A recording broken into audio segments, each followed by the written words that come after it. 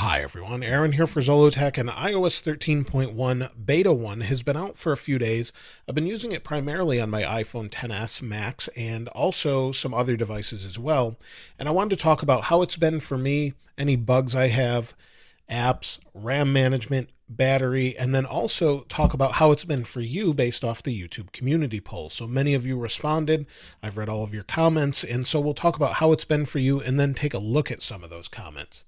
Now, the first thing is I still have those connectivity issues. I've mentioned them before if you're not familiar with that. If I drop off of Wi-Fi, say I'm on my home network or some other network, drop off of Wi-Fi, and then now I'm on LTE, sometimes it works fine, sometimes it doesn't. Now, it does seem to work a little bit better than it did on prior betas. However, this particular one still has issues where if I drop off and I'm on LTE and then I go to a different app, it just may not connect. Sometimes it does, sometimes it doesn't. So it's kind of annoying. It's less of an issue as previous betas, like I said, but it's still an issue. Now, also, I've had no app crashes with the exception of maybe the restarting of YouTube. So really, for the most part, I've had no issues on the iPhone. Maybe on the iPad, I've had them crash. Now, as far as performance is concerned, performance has been quite good. You'll see the swiping here is quite fast. No issues there. I've had no freezing in settings, and apps are opening and closing very, very fast. And overall, it's just been really, really good. No issues here. If I go into, let's say we go into the Home app, it's open. If I go over to the camera, it just opens up. Everything's super fast for me. So performance-wise, I've had no issues.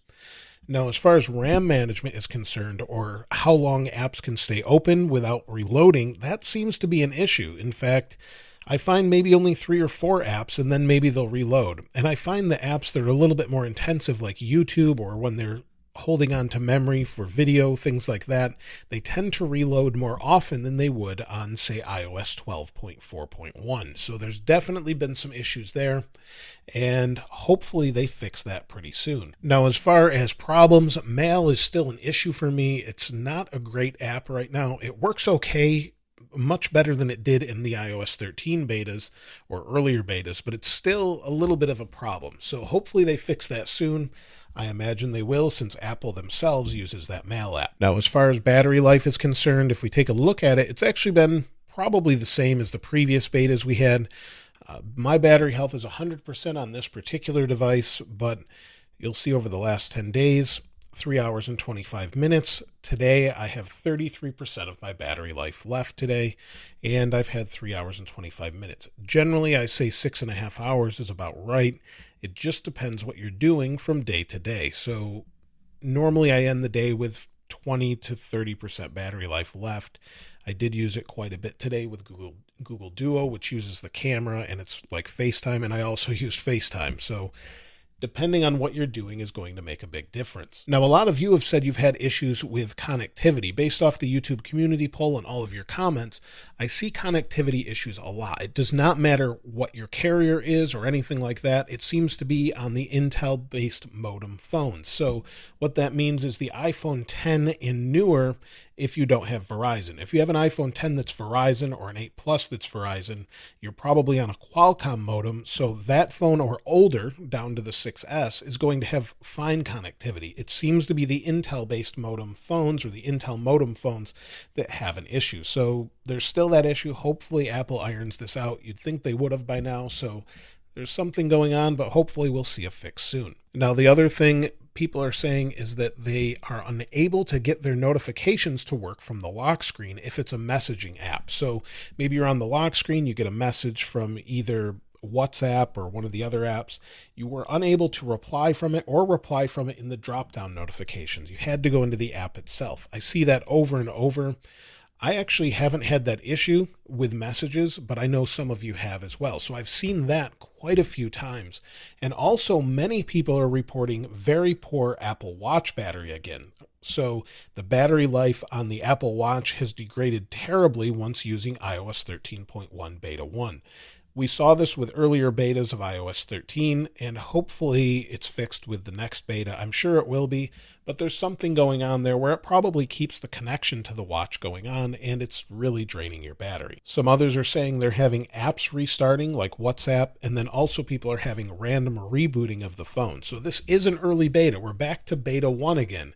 So even though iOS 13 isn't out, 13.1 is the first beta of 13.1. You're going to have more bugs, more crashes, so just keep that in mind. If you're on iOS 13 and you want to get the GM or the final version, I would just stay on iOS 13 for now.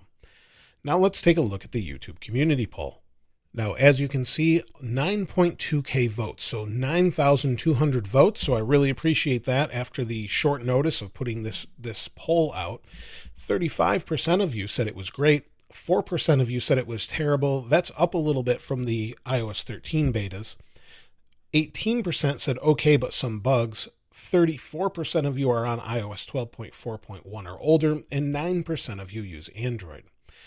Let's take a look at some of these comments. We'll try and go through about 10 or so. You can also read them yourself. There's 226 of them. I've read every one of them, and quite a few people are saying the same thing this time around. So, no frequent contacts on the share sheet, iPhone 8 Plus. This is actually a very common bug. It's on all the iPhones. It's something I actually missed because it was blurred out, and it's something I blur out. But right here, all of the frequent contacts are just missing. They're either blurry or missing altogether. iPhone XR here, very buggy and a lot of crashes. It feels overall faster than iOS 13, but very buggy. Bugs are there, battery is moderate, performance is okay, using a XR. This is something I see over and over, is battery is great for some and not for others. We're not really sure why. You can't reply directly to notifications on the notification page. It's so frustrating. You have to go to the app in order to do so. I'm using an iPhone XS.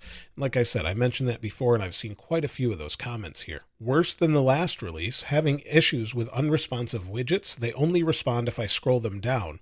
The folders are completely transparent, and there is no blur effect when I open them. I'm using an iPad Air 2. I have reported these issues as well as others that I forgot about. Feels like a decent step down. That was an issue on the iPad. I did show that in the video as well. It's definitely something that's odd. It's been okay on my iPhone XS, having battery drain issues on my Apple Watch Series 4 again, which is on the public release. I'm having pretty much the same bugs as iOS 13 public beta 5 and 6, and like others are saying wallpaper resize issue and contacts missing from the share sheet.